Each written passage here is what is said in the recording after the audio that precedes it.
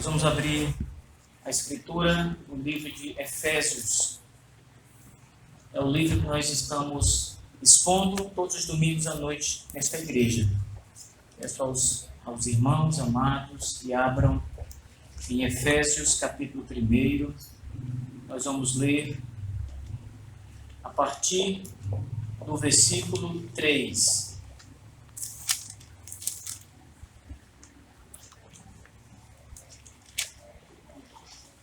Efésios capítulo 1, dos versículos 3 ao 14.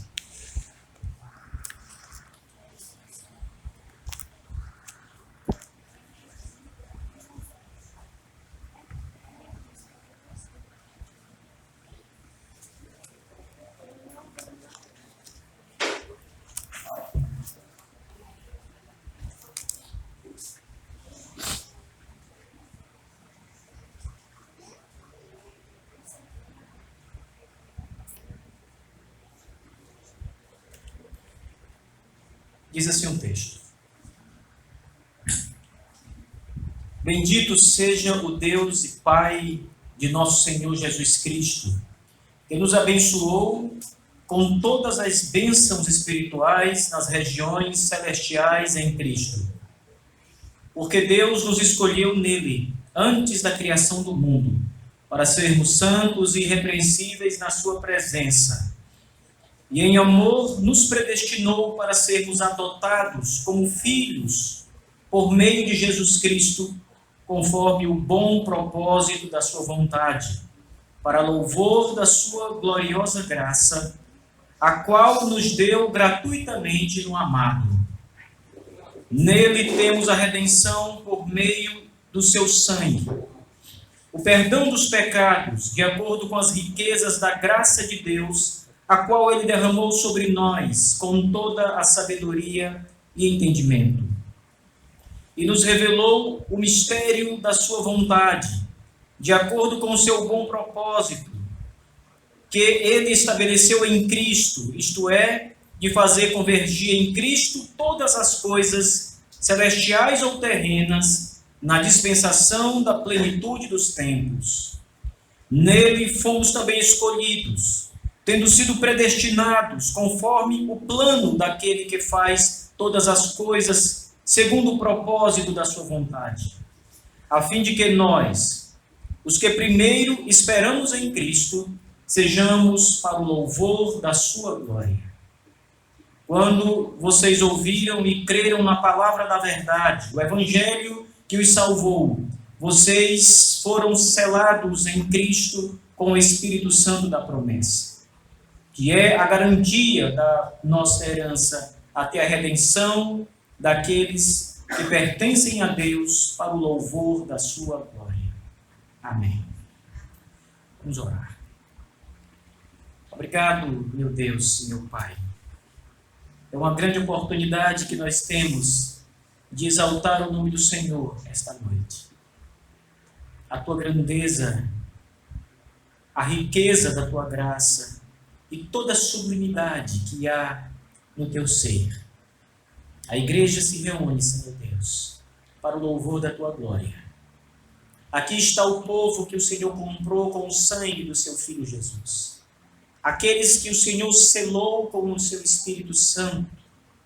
Aqui está o povo comprado, remido, resgatado, adquirido pelo Senhor Jesus, o Filho que tu enviaste à terra. Ó Deus, tu que és o Senhor, toma agora as nossas vidas, Pai, e toma o nosso coração e a nossa alma e o nosso entendimento, Senhor, e deixa cativo a tua palavra, para que a glória, o louvor, a honra e toda exaltação sejam dadas ao Senhor.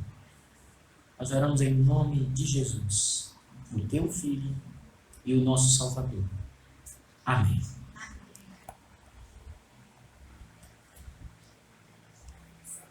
Como nós vimos, meus irmãos, no domingo passado, nós temos aqui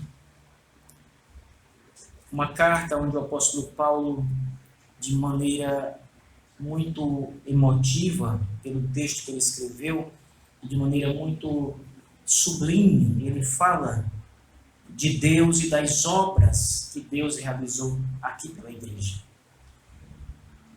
E esse texto que nós estamos em mãos, o versículo 3 ao 14 do capítulo 1, é uma sentença muito grande das Escrituras, é uma passagem muito grande. E nessa passagem Paulo vai mostrar a grandeza de Deus, o nosso Pai. Jesus Cristo, ele fez muito por nós, sem dúvida.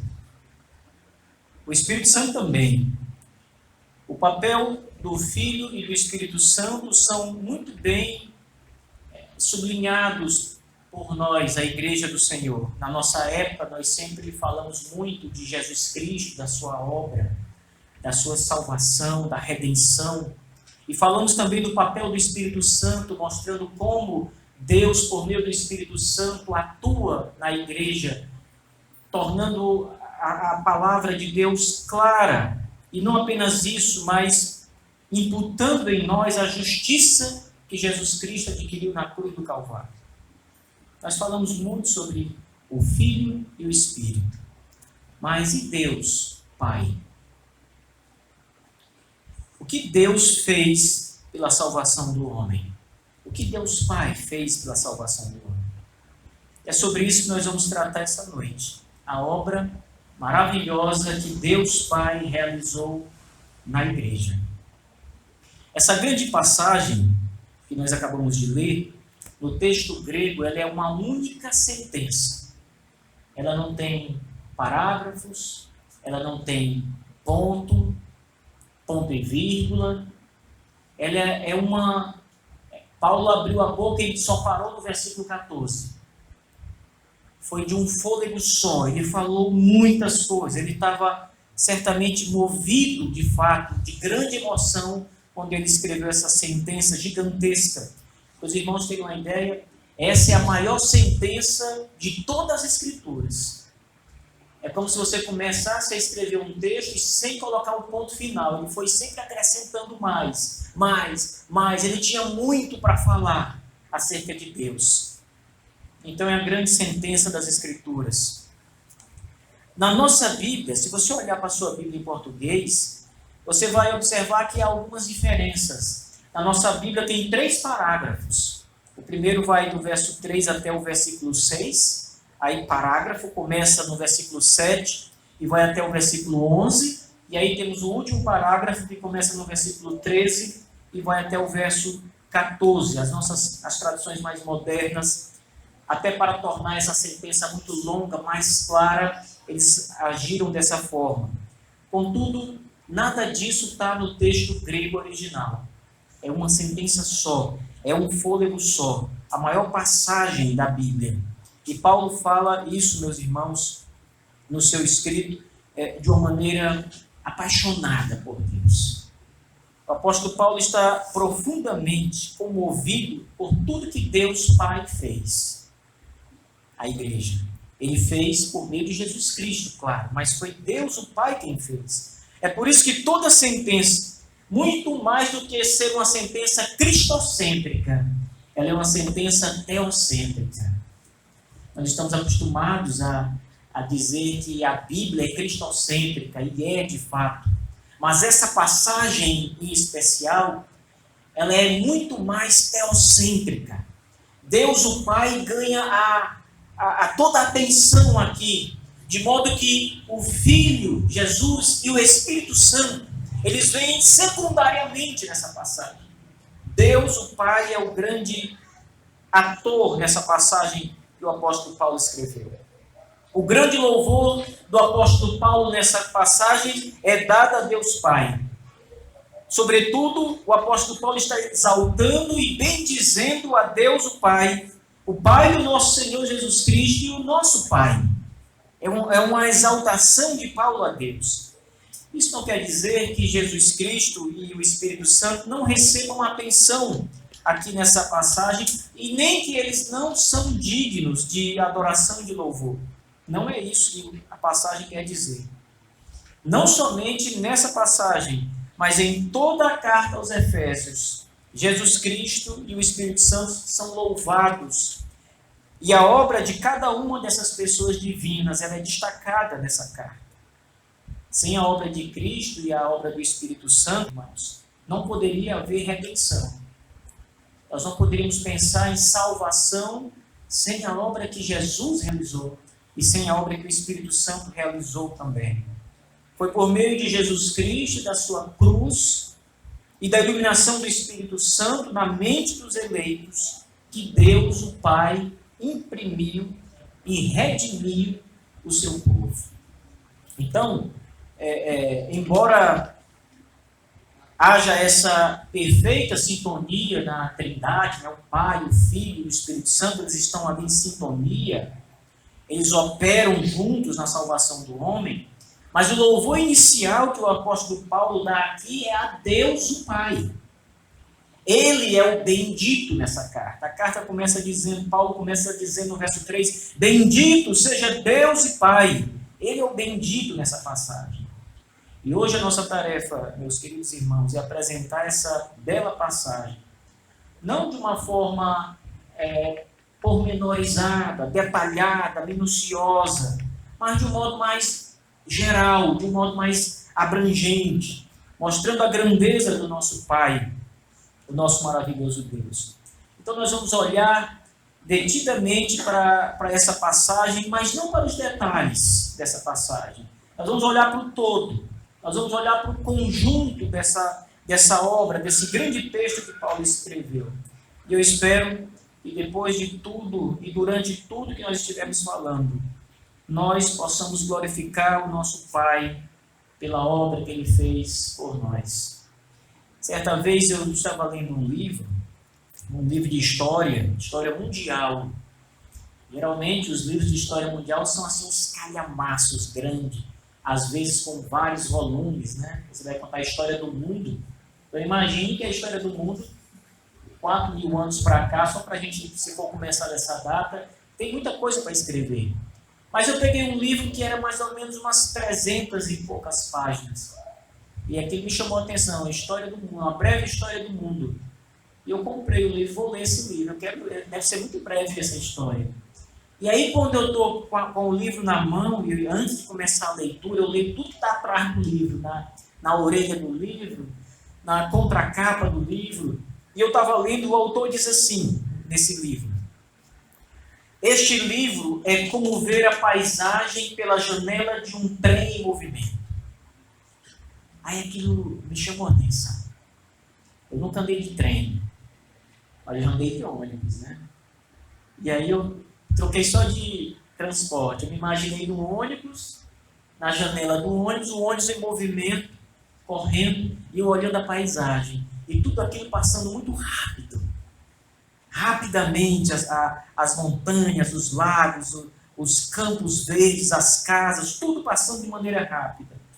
É dessa forma que eu quero apresentar para vocês hoje essa passagem.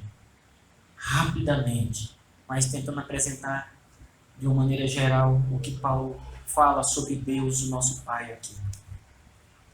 Mesmo não sendo um texto que revela a obra de Cristo, né, mas especialmente revela a obra de Deus Pai, Jesus Cristo e o Espírito Santo não são negligenciados nessa passagem. Cristo, ao longo dessa sentença, ele é citado 15 vezes. Que coisa! São só 14 versículos. Aliás, são apenas 11 versículos. E Jesus é citado 15 vezes nesses 11 versículos. E ainda assim, o texto não é cristocêntrico. É um texto teocêntrico. Deus é o centro. Ele é citado 15 vezes de forma direta e indireta. Por exemplo, o texto diz que Deus nos abençoou em Cristo. Versículo 3. Olhem aí na Bíblia de vocês. Deus nos abençoou em Cristo. Verso 3. No versículo 4 diz: Deus nos escolheu em Cristo. No versículo 5 diz: Deus nos adotou por meio de Jesus Cristo.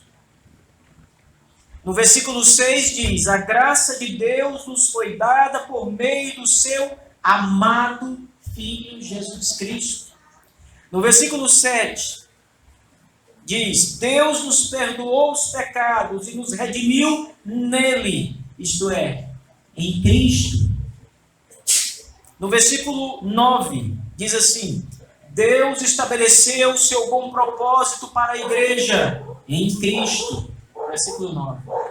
No verso 10, diz: Deus também fez convergir todas as coisas, celestiais e terrenas, em Cristo. E que todos nós, que somos povo de Deus, esperamos em Cristo. No versículo 12 diz: Deus também nos selou com o Espírito Santo em Cristo. Então você observa que essa passagem, embora seja uma passagem teocêntrica, ela não deixa de falar da obra de Jesus Cristo e nem do Espírito Santo. O Espírito Santo também é apresentado aqui de modo específico e muito claro no final dessa passagem. O apóstolo Paulo diz que os crentes, olhe para a sua Bíblia, os crentes foram selados, versículos 13 e 14, os crentes foram selados com o Espírito Santo. E ele diz ainda que o Espírito Santo é a garantia da nossa herança, versículos 13 e 14. Além disso, irmãos, quando o apóstolo Paulo diz que Deus nos abençoou com toda sorte de bênçãos espirituais, lá no versículo 3, Deus nos abençoou com toda sorte de bênçãos espirituais. Essas bênçãos aliás, não só podem, elas podem e devem ser entendidas como bênçãos no Espírito Santo.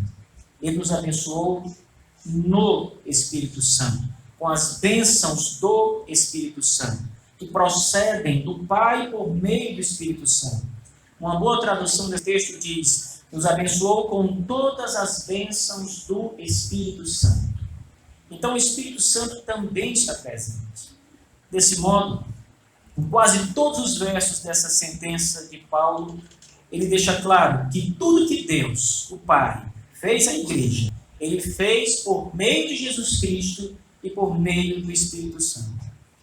Embora essas três pessoas divinas sejam mencionadas e sejam coparticipantes de toda a obra que o Pai realizou no seu plano eterno para a redenção do seu povo, o texto não apresenta uma ênfase na Trindade. A ênfase do texto, irmãos, é o Deus Pai, o Pai, o Senhor.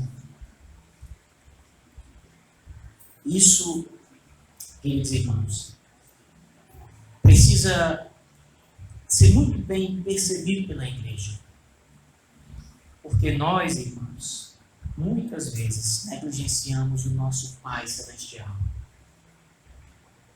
Não nos lembramos de Cristo como devemos nos lembrar. Nós rogamos ao nome do Senhor Jesus como devemos fazer. Nós lembramos da obra que o Espírito Santo fez em nós e continua fazendo, nos santificando. O Senhor, o Espírito, nos conduz no processo de santificação diariamente. Mas nós negligenciamos o que o Pai, Deus, o Pai, fez por nós. É muito fácil lembrar o que o Senhor Jesus Cristo realizou por nós. A Bíblia diz que Ele veio ao mundo, viveu entre nós, teve uma vida correta, sem pecado nenhum. Jesus realizou milagres, nós conhecemos a história dos milagres de Cristo, das curas, da expulsão de demônios, milagres na natureza. Ele fez grandes coisas, nós não conseguimos esquecer as coisas que Cristo fez. Ele pregou o Evangelho em toda parte, diz a Bíblia, em toda a região que ele se encontrava, chamando as pessoas à fé e ao arrependimento dos seus pecados. E finalmente, para nos salvar, Jesus Cristo morreu na cruz do Calvário, ele foi pregado na cruz, mas depois ele ressuscitou. Nós vimos hoje pela manhã, ele ressuscitou dos mortos e foi assunto ao céu. É fácil lembrar dessa história. Essa história está marcada na nossa vida como crentes, né? A morte e a ressurreição de Jesus Cristo. A obra do Espírito Santo, por outro lado, também é muito lembrada por nós.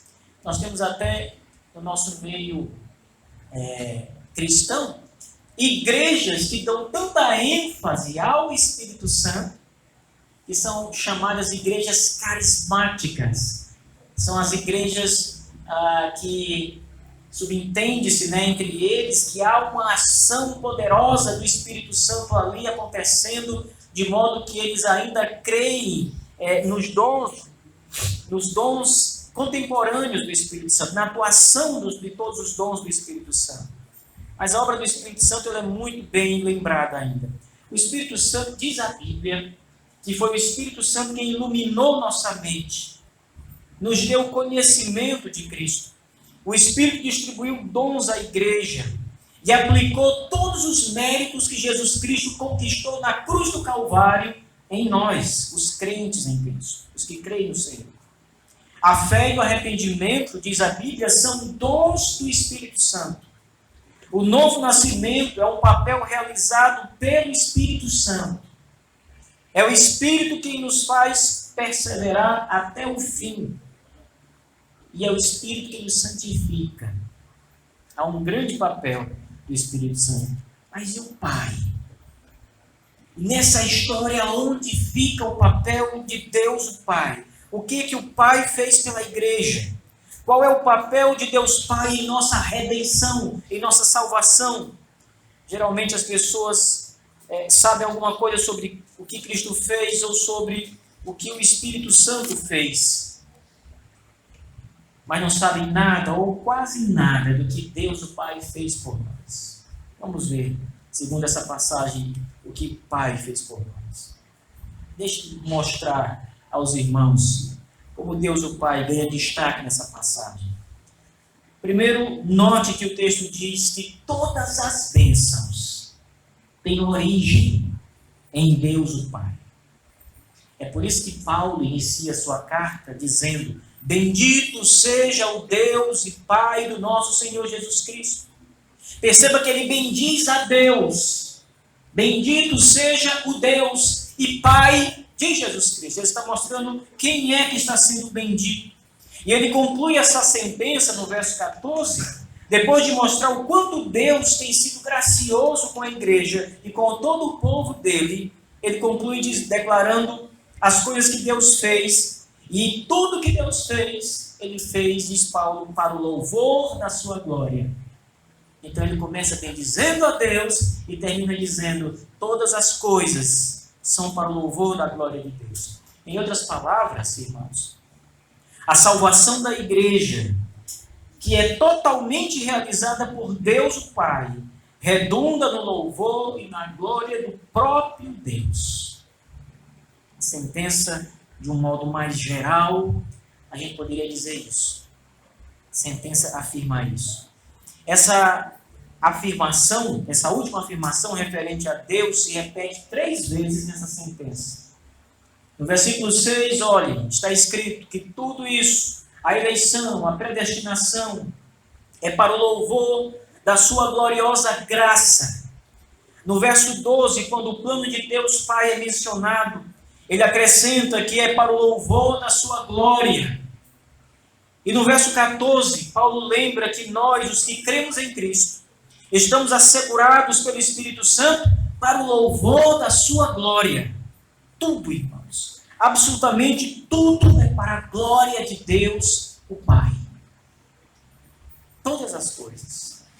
Quando nós observamos toda a passagem cuidadosamente, nós podemos ver com mais exatidão que aquele a quem Paulo agradece, bendiz por todas essas coisas é Deus, o Pai, verso 3. Ainda no versículo 3, Paulo diz que é Deus Pai quem nos tem abençoado com todas as bênçãos espirituais. No versículo 4, Paulo vai dizer que Deus Pai foi quem nos escolheu e nos elegeu para a salvação eterna. O texto diz: porque Deus nos escolheu. O apóstolo Paulo escreve, e essa é uma clara referência, irmãos, à eleição eterna dos que serão salvos. O apóstolo Paulo continua dizendo ainda no verso 4, perceba como ele exalta a Deus em toda a passagem. Ele diz que fomos escolhidos para sermos santos e irrepreensíveis em sua presença, isto é, na presença de Deus o Pai. A igreja deve se apresentar na presença de Deus santa e irrepreensível. No verso 5 dessa passagem, nos é dito que Deus Pai, em amor, nos predestinou. Olha o texto, versículo 5. Em amor, nos predestinou para sermos seus filhos. Essas coisas, irmãos, que o apóstolo Paulo está tratando, é a obra de Deus o Pai em favor da igreja. Diz também que a nossa predestinação para sermos filhos de Deus está de acordo com a vontade, com o propósito de Deus o Pai. Foi o propósito do nosso Senhor, do nosso Deus e Pai, nos predestinar. Em resumo, irmãos, até aqui Paulo nos informa que Deus Pai nos abençoou com todas as bênçãos. Nos escolheu, em amor, nos predestinou. Tudo isso para concluir no versículo 6. Para o louvor da sua própria glória.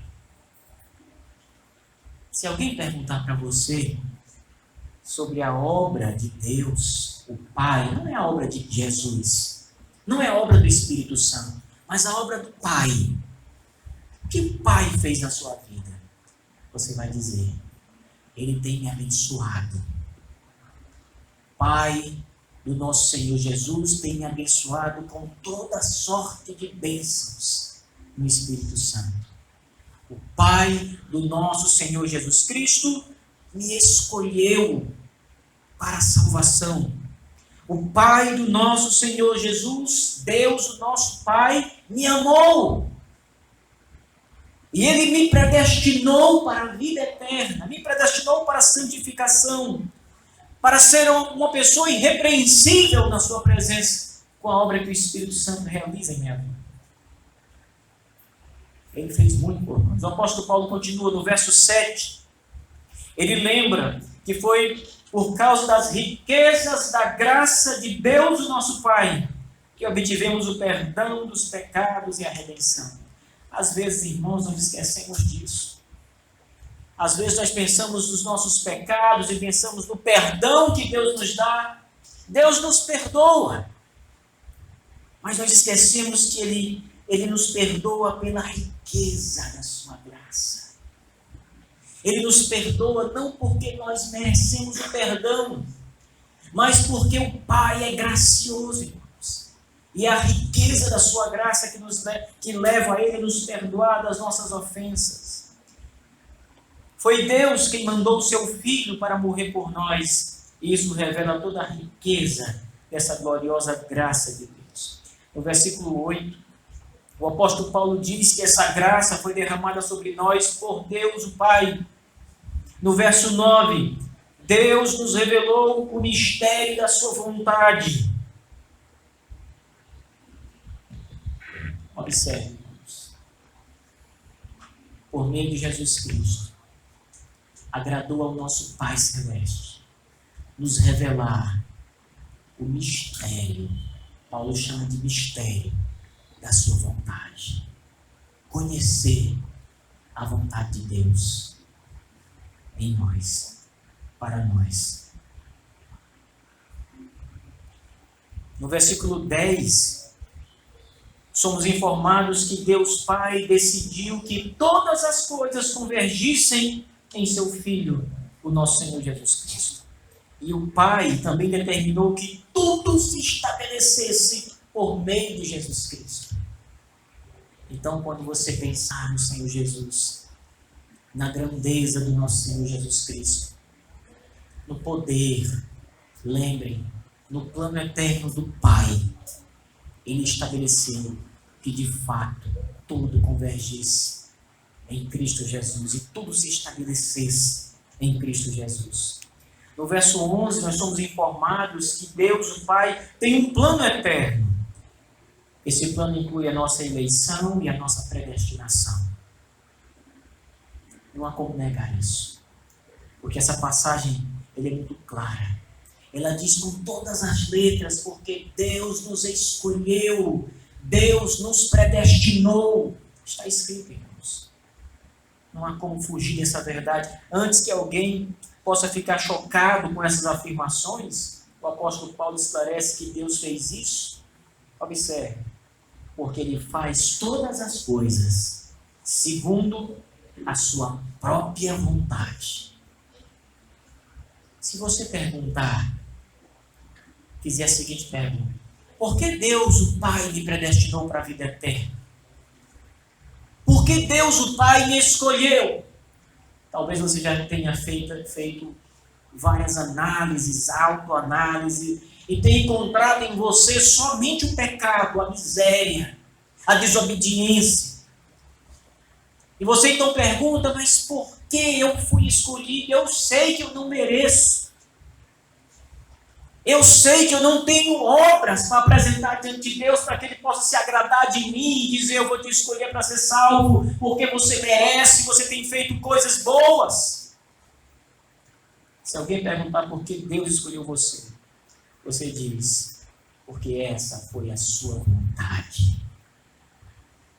Não porque eu mereço, não porque eu sou bom, não porque eu ajudo as pessoas, não porque eu faço qualquer dessas coisas, mas porque o Pai me amou, e me escolheu, e me predestinou para a vida eterna. Porque Ele faz tudo conforme o propósito da sua vontade. No versículo 12, o apóstolo diz: tudo isso é para o louvor da sua glória. No verso 13, Paulo começa a concluir essa passagem. E ele ensina que aqueles que creram em Cristo foram selados por Deus. Veja, foram selados por Deus com o Espírito Santo da promessa. Note que o Espírito Santo, ele é o selo, mas quem sela é o Pai. É Deus Pai quem sela com o Espírito Santo cada crente, cada um de nós. Isso é muito interessante, irmãos.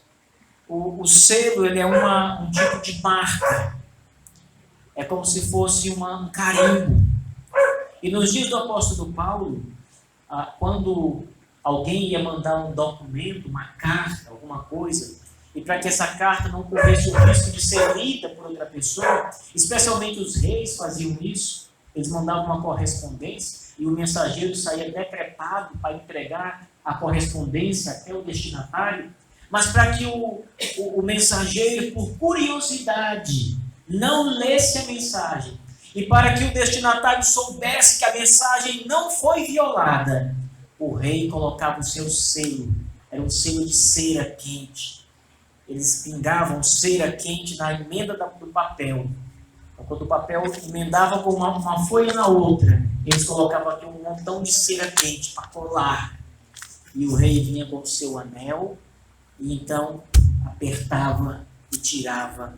E a marca do rei, do anel real, ficava naquele papel, naquela cera quente. E ali estava selado. A Bíblia diz que Deus nos selou, não com cera, mas com o Espírito Santo. A marca que nós pertencemos a Deus, o Pai, que nós somos dele, propriedade exclusiva do Senhor, é o Espírito Santo em nós. É o selo de Deus, ele nos selou. No versículo 14, aprendemos que é o próprio Deus e Pai quem estabeleceu o Espírito Santo como uma garantia da nossa herança. O Espírito agora ele é mencionado por Deus o Pai como sendo um penhor, como sendo uma garantia que você tem de que Deus vai te dar a sua herança. Que coisa grande, irmãos. O Pai dá o próprio Espírito para nós como certeza, como garantia, para que não haja dúvida alguma de que a sua palavra, com respeito à sua bondade para conosco, será totalmente cumprida. E essa passagem termina com Deus novamente sendo exaltado.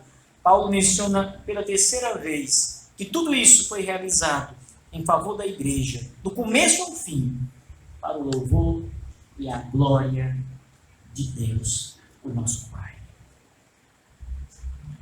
Portanto, essa passagem irmãos, é uma exaltação ao Pai.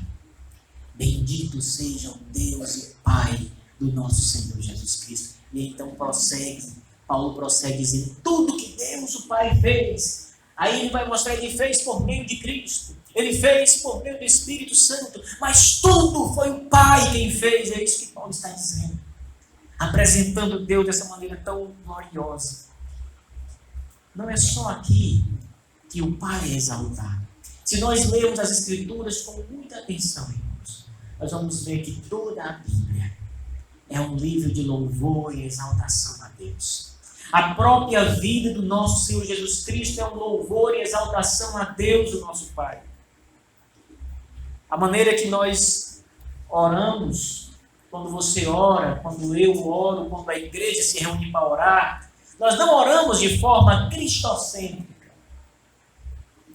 Nós oramos de forma teocêntrica.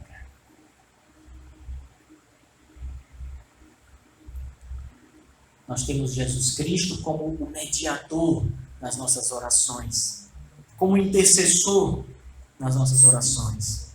Mas as nossas orações, elas são sempre dirigidas ao Pai. Em nome de Jesus, ao Pai. Ao Pai do nosso Senhor Jesus Cristo. E foi assim que o próprio Senhor Jesus orou. E foi assim que Ele ensinou a orar. Na oração do Pai Nosso, Cristo nos ensina. Essa é a oração modelo. A oração começa assim. Jesus ensina e diz, Pai Nosso, que estás no céu. Pai Nosso, diz o Senhor Jesus. E daí, irmãos, nós temos um modelo de oração onde não Cristo, mas Deus o Pai recebe a nossa súplica e o nosso louvor. O próprio Jesus Cristo, irmãos, também orou. Cristo sempre clamou ao seu Pai. Ele nunca deixou de orar. Não é o fato de que Cristo, por ser o Deus homem, não precisasse orar. Por ser o Filho de Deus, ele não precisava orar. Não, ele orou. E quando Jesus orou, e sempre que ele orava, as suas orações eram sempre dirigidas a Deus, o Pai. Em João capítulo 17, Jesus Cristo intercede em oração por nós. E ele começa dizendo, Pai. Ele começa clamando ao Senhor, Pai. Jesus não ora ao Espírito Santo. Ele não começa dizendo, ó Espírito Santo, cuida daqueles que eu salvei. Não. Ele começa dizendo, Pai. Ele clama pelo Pai. Ele chama pelo nome do seu Pai. Quando ora pelos seus discípulos, o Senhor Jesus Cristo diz, eu revelei teu nome àqueles que do mundo me destes. Eles eram teus, tu os destes a mim. Ele está falando com o Pai. Ele diz, tu os destes a mim. Ele começa dizendo, Pai, na sua oração. No verso 11, Jesus diz, Pai Santo, protege-os em teu nome. Ele invoca mais uma vez Deus, o Pai. No verso 24, o Senhor Jesus diz, Pai, quero que os que me destes estejam comigo, aonde eu estou. E no verso 25, irmãos, Jesus termina a sua oração se dirigindo a Deus Pai, chamando Ele de Pai justo. Ele sempre buscou o Pai. Quando ele esteve no Monte das Oliveiras, e quando ele orou ali, ele diz, Pai, se queres, afasta de mim este cálice. Contudo, não seja feita a minha vontade, mas a tua. Lucas 22, verso 42. E até mesmo quando nosso Senhor Jesus estava na cruz do Calvário, quando o Senhor estava na cruz, pregado naquela cruz, as últimas palavras de Jesus Cristo foram dirigidas ao Deus Pai. Antes de morrer, Jesus Cristo orou dizendo, Pai, nas tuas mãos eu entrego o meu espírito. Nós não podemos negligenciar o nosso Deus e Pai. O que o apóstolo Paulo nos ensina no início dessa carta é exatamente isso. Exalte Deus, o Pai. Adore a Deus, o Pai. Jesus diz que o Pai procura verdadeiros adoradores. É o Pai quem procura. É o Pai quem quer ser adorado. Não que Cristo não seja adorado, Ele é.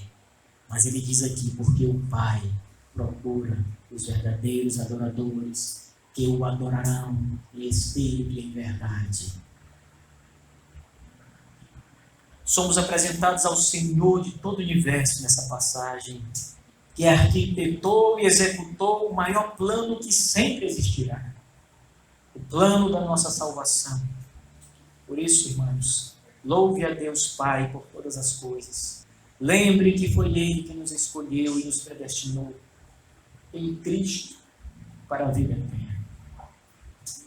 Eu quero concluir essa mensagem, irmãos, com algumas aplicações aos irmãos. A primeira delas, nós somos uma igreja que olha para o Senhor Jesus Cristo como a nossa rocha, a nossa salvação. Nós reconhecemos, como eu disse ao longo dessa mensagem, toda a obra que Cristo realizou por nós.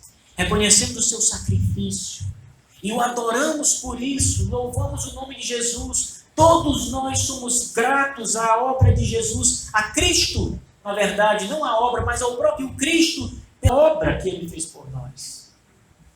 Mas nós não podemos, irmãos, deixar de adorar e de reconhecer a obra de Deus, o nosso Pai. Nós não podemos deixar que todo aquele interesse em sermos cristocêntricos termine ofuscando a obra do Pai, de Deus o Pai, em nossas vidas.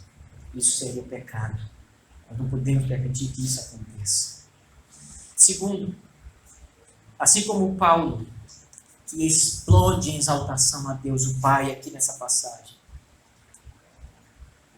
nós também devemos exaltar o nosso Pai. Nós devemos orar ao nosso Deus e Pai e exaltá-lo pelas coisas grandes que Ele realizou.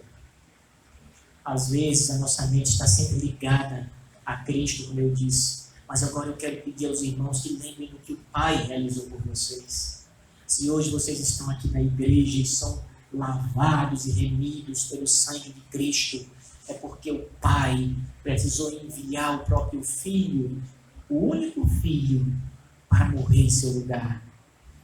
Se nós estamos aqui hoje no meio do povo de Deus e somos o povo de Deus, é porque o Pai nos escolheu antes da fundação do mundo. É porque o Pai nos predestinou antes da fundação do mundo. Se nós hoje crescemos em santidade, irmãos, é porque o Pai enviou o seu Espírito até nós. Pelo Espírito Ele nos santifica. Exalte a Deus por essa obra que Ele tem feito, que Ele fez e que Ele tem feito, que Ele continua a fazer e fará até o fim da sua vida. Lembre do Pai. Exalte a Deus, o nosso Pai, por todas as coisas. E em terceiro lugar, irmãos, nós devemos ter cuidado para não cometermos o mesmo erro das testemunhas de Jeová. E aqui eu quero falar do oposto do que eu tenho dito. Não devemos também exaltar a Deus, o nosso Pai, e esquecer o Filho e o Espírito Santo. Não devemos relegar Jesus Cristo a um papel inferior, como se a obra de Cristo fosse menor do que a obra do Pai. Os testemunhas de Jeová fazem isso. Nós não. Nós reconhecemos a grandeza da obra do Pai e a grandeza da obra do Filho. Nós reconhecemos que o Pai é Deus e o Filho é Deus igual ao Pai. Eles são iguais. E o Espírito Santo, também, pelas testemunhas de Jeová, é rebaixado ainda mais do que Jesus. Porque para os testemunhas de Jeová, Jesus, pelo menos, ainda é um anjo.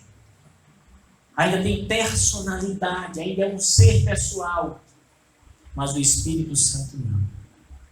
Para eles, o Espírito Santo não é mais do que uma força, um poder, uma energia divina impessoal.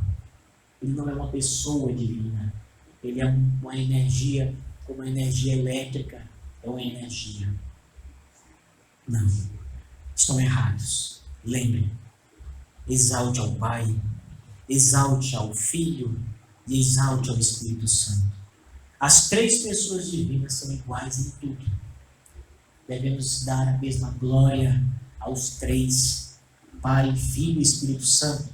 Devemos louvar aos três. Devemos adorar aos três. O Pai, o Filho e o Espírito Santo. Na Trindade. Nós não podemos, em última instância, nem sobressaltar o papel do Pai em relação ao Filho e ao Espírito Santo, e nem rebaixar o Pai e elevar as atuações do Filho e do Espírito Santo. O que Paulo faz aqui não é colocar o Pai acima do Filho e do Espírito, não. Esse texto é um texto trinitário, na verdade. Mas nesse texto, Paulo exalta o Pai pela obra que o Pai realizou.